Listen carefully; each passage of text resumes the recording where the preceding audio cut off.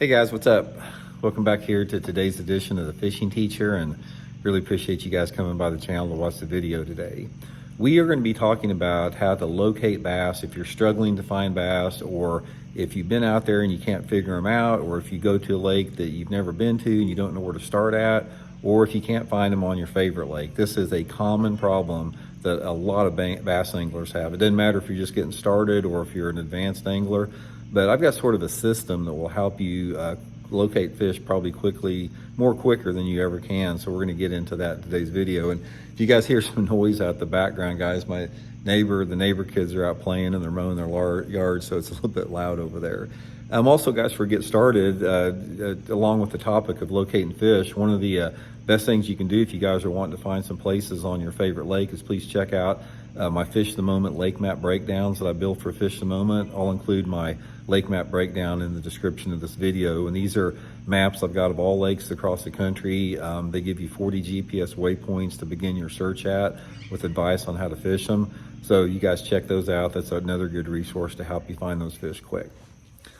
Okay, guys, it's not a problem. It's just sort of a challenge in fishing that you're going to have from now on. If you're just starting fishing, it's probably a little bit more intense right now. And even if you've been fishing as long as I have, sometimes it's just hard to find them. And there's some things you can do that will really help you increase that, the time rate on that, the time frame. Because the whole thing about when you're looking for fish, it's not necessarily if you can find them, but it's how long it's going to take you to find them. And obviously we want to try to get out there and get on the fish as quick as we can.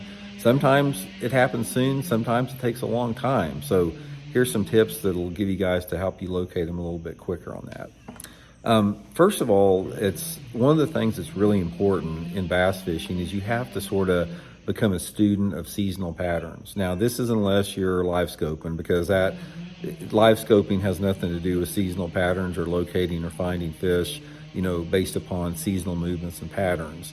So I'm talking about traditional fishing here. One of the things about that is you have to know a little bit about the seasonal movements of bass, and there's a lot of resources on that. I do a lot of videos here on my channel. You can look back in the playlist on it. But here's sort of like something that works for all seasons as far as how you can quickly identify and find fish. Now, first of all, you can't cover the whole lake unless you're fishing a farm pond or something you can walk around where you can cast all around it. If you're fishing even a small or average or large lake or river system, you can't do everything. You can't look everywhere. You can't be everywhere. So the first thing that you have to do, the first process in this decision, sorry about the chainsaw back there, guys, he shouldn't be much longer.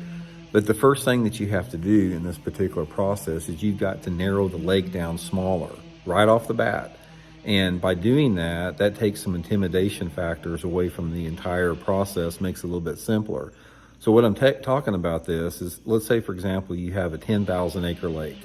And the lake that you got a combination of some main lake points, you've got coves on the lake, and you got some creek arms. Most impoundments have all three of those. The first thing that you can do to easily find fish is try to identify the largest creek arm in the lake. Because the largest creek arm, again, it doesn't matter if it's a creek that goes back for 300 or 400 yards on a small lake, or if it's a creek that goes back 20 miles on a big lake. There are bass living in the major creek arm, the biggest creek arm of the lake. There's bass in it 12 months out of the year. They don't leave it. They stay in there all year long. So what you've done by identifying one creek arm is you've reduced the lake down to a fraction of its size. So instead of like trying to have to find fish on a 10 or 20,000 acre lake, you may have this one creek arm that's anywhere between, say, 50 to 500 acres or whatever the size of the creek arm may be. It automatically narrows your search down, makes it easier to find them. Now, within that, one of the things you can do is when you get into this creek arm, take some time to drive around the creek. And just before you start fishing, just sort of get in that creek and just sort of drive down the creek and note whatever structure's in there. It's like you could have a creek that's got some boat docks. You have a creek that maybe has some bluff banks, some rocky banks, some pea gravel banks. You may have some banks in there that got lay down trees on them. You may have some grass beds or lily pads, but get a feel for what type of potential cover that you have to fish. Now, once you get in there and once you make a rounds, then you have to determine, okay, where do I need to start at? So let's take, for example, that you've got a creek arm, that you've got some secondary points in there. You've got maybe, I don't know, 50 docks that are in there. You notice, maybe 50 lay down trees here and there. Or maybe you get to the back of the cove and you notice there's a little lily pad field back there. Just a good diversity and mix. And maybe you got some bluff banks in there and some flat banks. First thing you need to do, guys, is start out on the points. Start out on the secondary points, because bass live on secondary points and creeks all year long. Now, depending upon the time of the year, you may be fishing right up on the bank, like with a topwater or crankbait, or if it's a little bit warmer in the year or it's in the winter time, you may be out there off the end of those points in 15 to 20 foot of water, depending upon the water clarity, fishing a jerk bait or an A-rig or deep diving crankbait or football head jig or whatever. But bass live on points all year long. So right off the bat, based again upon your seasonal patterns and your water temperatures, that's another topic we can get into later, just start fishing those secondary points. And if they're working, then that's great. You can duplicate that. You can start fishing other secondary points in the lake, and you might even go to some other creeks on the lake and continue to pattern and catch fish on those same secondary points. Then say you get out of those points and you don't catch any fish. You fish 4 or 5 of them and nothing. Next thing you do, go over there and slip over to those boat docks. Hit 7 or 8 of those boat docks. Flip a jig around them, throw a crankbait down the sides of them, skip a wacky rig underneath them. If you catch them, great, you can duplicate that pattern. But after you fish 5 or 6 or 10 docks and you've tried several different techniques and say none of them work, then mark that off your spot. So you've marked the boat docks, you've marked the points off your lake. Let's move on to the next one. Let's go over and let's try going to a bluff bank. We'll go over to that bluff bank, and again, depending upon the water clarity, you might want to parallel that bluff with a crankbait. If it's clear water, you might want to throw a Zara spook parallel to it. If it's clear water and cold, you may want to throw a finesse jig and work it down that rocky bank. Try to locate that. Try to fish enough of the bluff to get a feel for it, because on the bluff, some fish may relate to like a transition in that bluff or a rock slide or a bluff point. So mix it up until you get enough. If that doesn't work, switch gears and go over to the flat side of the lake. Go over and start fishing some gravelly flat banks over there. Get on there, and whatever techniques that you think might work in the water visibility, try that a little bit. If that doesn't work, go to your next stop and you see 10 or 12 lay down trees in there. Go over to those lay down trees, slow roll a spinnerbait around them, flip a jig, flip a tube, flip something around it, try that.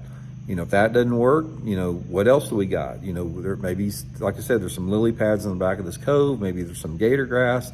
Maybe you got some little bit of hydrilla or milfoil. Go over in that, give that a try. But each one of these structures, guys, you're going to find the fish eventually once you hit on the right structure with the right technique and the right bait. It's a matter of just jumping around and experimenting until you figure that out. The good rule of thumb here, guys, as far as how long you want to fish on it, it depends on how complex the cover is. So let's say, for example, if you got this big long row of boat docks, it's going to take you a little bit longer to fish it, because you may have to go through 5 or 6 different techniques before you figure out the bait that they want on those docks. So you may have to spend longer on a row of docks. But if you go down, say, like a rocky bank, just a channel bank that doesn't have nothing cover on it except rocks, just a rocky bank or riprap bank, and you go down through there with like a crankbait or whatever, you don't have to spend that much time on it. If there's going to be some fish there, they're going to show themselves pretty quick because they don't have a lot of options to hide. So that's how you find fish quickly, guys. Just try, stay open-minded, try a diversity of structures, mix up your baits, mix up your colors, and give it, aside from like those real complex areas, I usually give it the 30-minute rule. I'll try points for 30 minutes. If it doesn't work, I'll move on to something else. If I try, docks lily pads or lay down trees or whatever, give it about 30 minutes.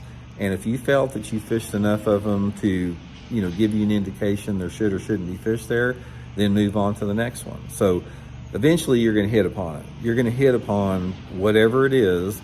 And if you fish all of those structures, guys, say you fish all those structures and you can't get anything, that's when you need to either change up your baits more, like experiment even more with different lure categories, or just get to a different part of the lake in general, just a different part of the lake completely.